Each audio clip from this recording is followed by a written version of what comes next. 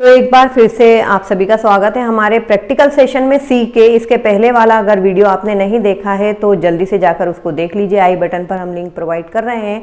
बताना चाहूँगी आपको, ये सारे जो प्रैक्टिकल हम यहाँ पर देख रहे हैं वो सारे प्रैक्टिकल हम बोर्ड पर भी समझ चुके हैं। अगर आपने अभी तक मेरी सी की प्लेलिस्ट नहीं देखी है तो जल्दी से जाके डिस्क्रिप्शन में सी की प्लेलिस्ट चेक कीजिए और फिर वहाँ से देख करके आइए।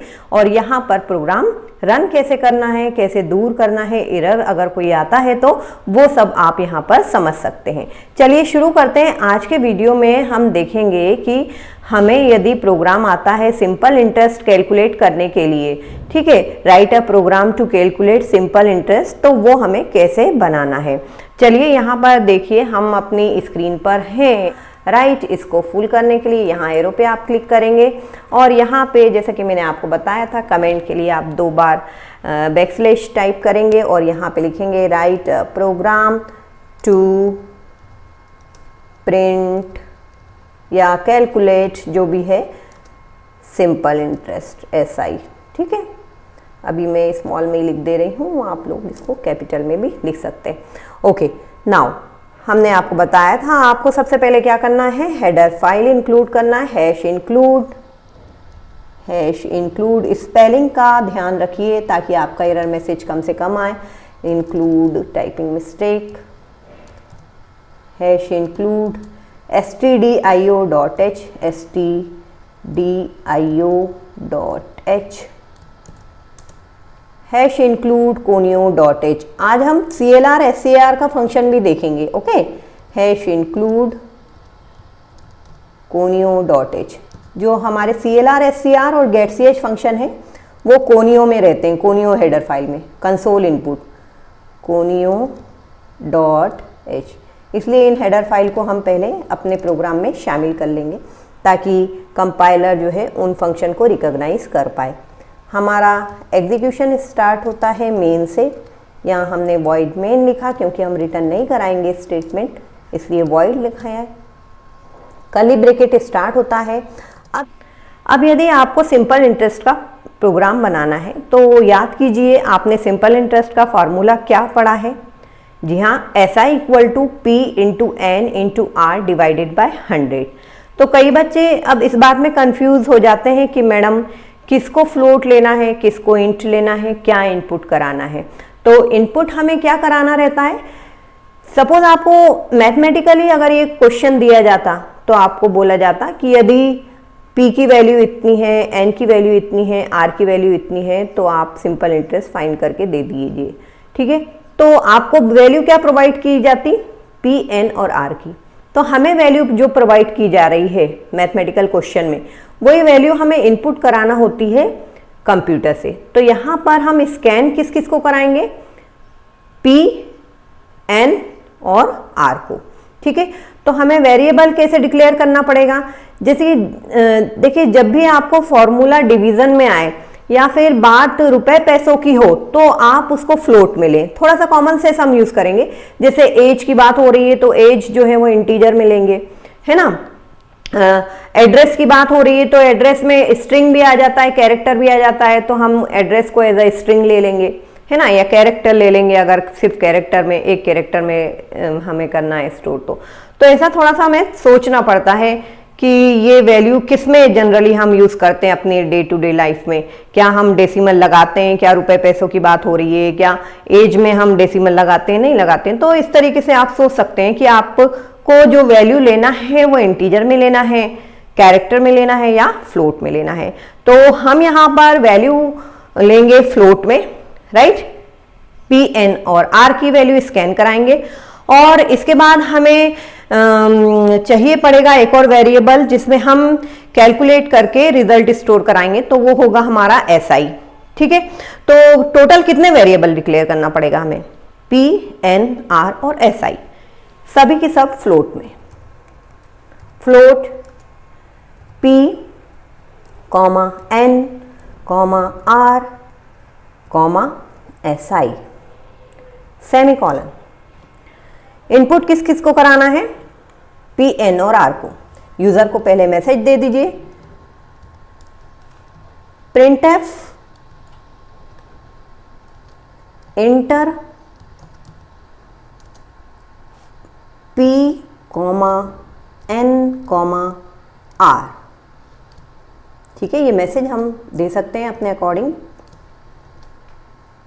राइट। डबल कोड में हमको ऐसी की ऐसी दिखेगा ये मॉनिटर पर। इसके बाद हम जो इंटर होंगी वैल्यू उसे मेमोरी में भेजने के लिए स्कैनएफ फंक्शन का यूज़ करेंगे। स्कैनएफ फ्लोट है तो यहाँ पर हम कौन सा फॉर्मेट स्ट्रिंग यूज़ करेंगे, %f, राइट।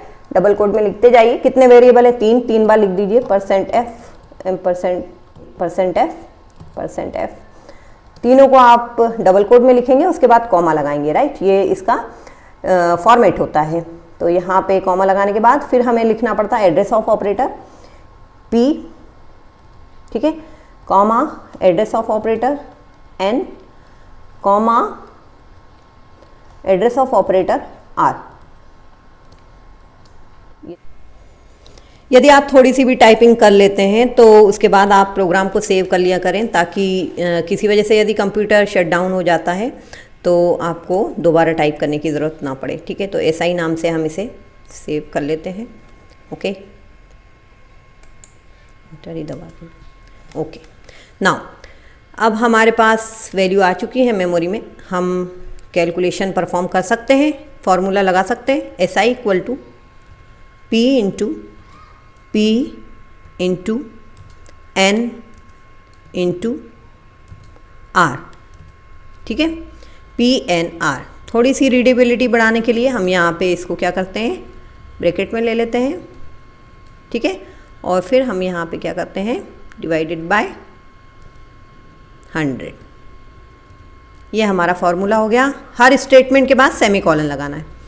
ठीक है, और यहाँ पर अब ये मेमोरी में है SI, इसको प्रिंट करा लेते हैं ताकि मॉनिटर पे हमें दिख सके। printf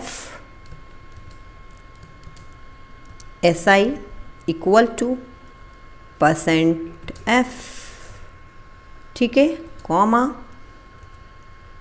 और इसके बाद SI वेरिएबल यहाँ पे लिख देंगे, वेरिएबल का नाम जिसे प्रिंट कराना है, और यहाँ पे हमने लगा दिया get ch। ठीक है, get ch function. CLR SCR भी लगा के अभी बताती हूँ आपको। पहले हम इसको सेव कर लेते हैं, राइट। सेव एज तो हो चुका है, सेव कर लिया।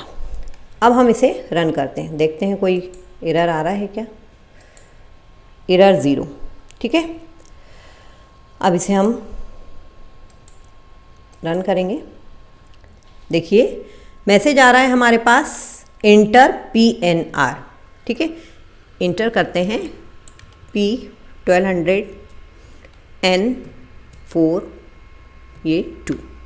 ठीक है, तो ये SI आ गया 96.0000। ठीक है, ये डेसिमल में हमें वैल्यू यहाँ पर प्रिंट हो चुकी है, राइट।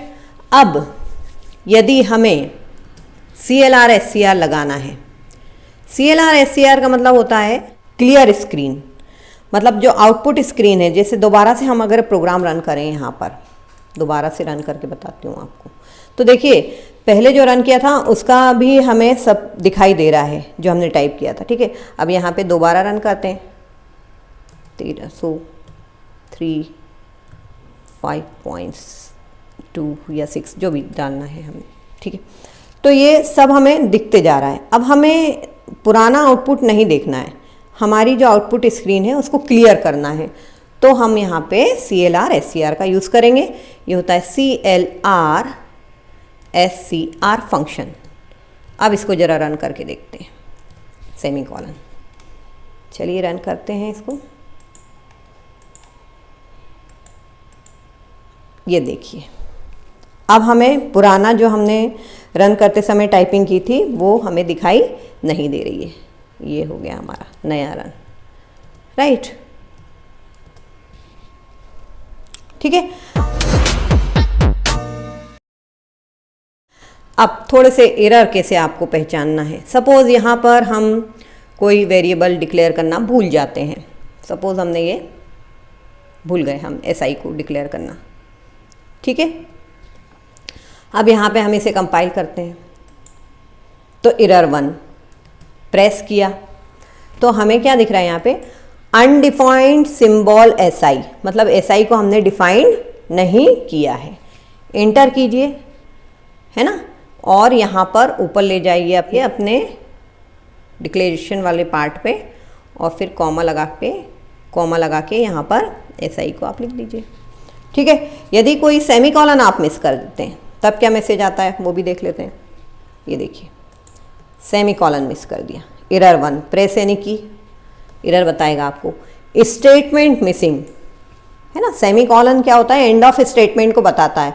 तो यहाँ पे हमें मैसेज आ रहा है स्टेटमेंट मिसिंग, तो यहाँ पे आप एंटर करेंगे, जहाँ पे आपका कर्सर ब्लिंक कर रहा है उसी के जस्ट ऊपर कुछ ना कुछ एरर रहती है। तो यहाँ पे आप देखिए, ये हमने लगा दिया सेमीकोलन, राइट, ये हो गया। ठीक है, तो ये हुआ हमारा प्रोग्राम जिसमें हमने सिंपल इंटरेस्ट कैलकुलेट किया और कुछ एरर के बारे में जाना, CLR SCR के बारे में जाना। आई होप आपको वीडियो अच्छा लगा होगा। इसी तरीके के और प्रोग्राम यदि आप देखना चाहते हैं कंप्यूटर पे रन कैसे हो रहा है, तो आप हमें कमेंट सेक्शन में स्पेशल कमेंट कर सकते हैं। उसके लिए हम प्रोग्राम ज़रूर आपको बनाकर यहाँ पर कंप्यूटर पर रन कराकर दिखाएंगे। ठीक है, तो thanks for watching Zeenat Hasan Academy. Keep watching and learning.